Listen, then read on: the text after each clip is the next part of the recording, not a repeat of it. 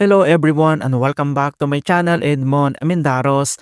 At sa tutorial na to ay bibigyan natin ng solusyon sa isang viewers natin at subscriber na nagtanong tungkol sa Lazada Pay Later Bill kung paano daw siya magbayad. And then ito yung tanong ni @Jackson_235.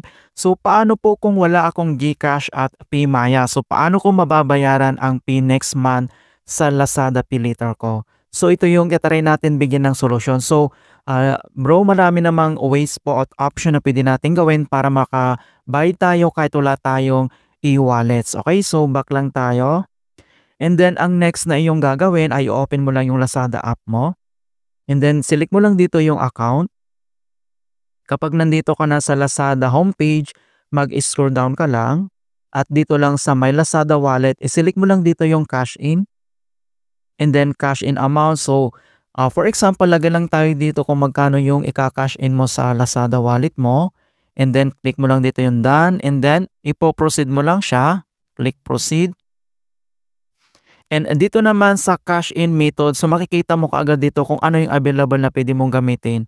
So let's say sabi mo wala kang PayMaya, so pwede mong gamitin si Union Bank. Okay, so select mo lang dito si Union Bank. And then next ay kailangan mo lang i-confirm, okay? So click mo lang dito yung confirm. So enter your username and password yung Union Bank mo. And then choose bank account with sufficient balance dapat. Alright? And then enter mo lang yung OTP na masisend sa Union Bank registered mobile number mo.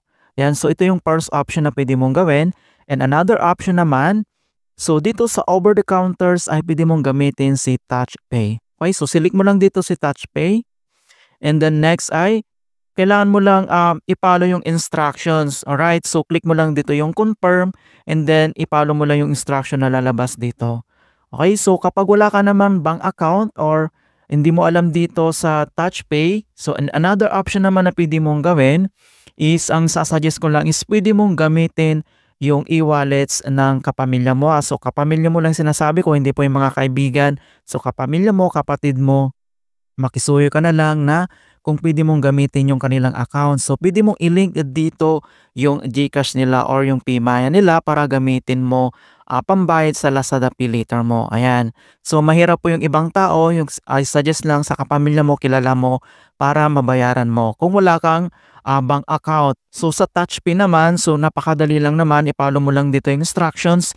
And then kapag na-confirm mo na and then punta ka na mismo sa TouchPay outlet o yung branch po nila. So nasa SM yan or sa bayan na mayroon po yan mga kaibigan yung TouchPay, mayroon po yan available.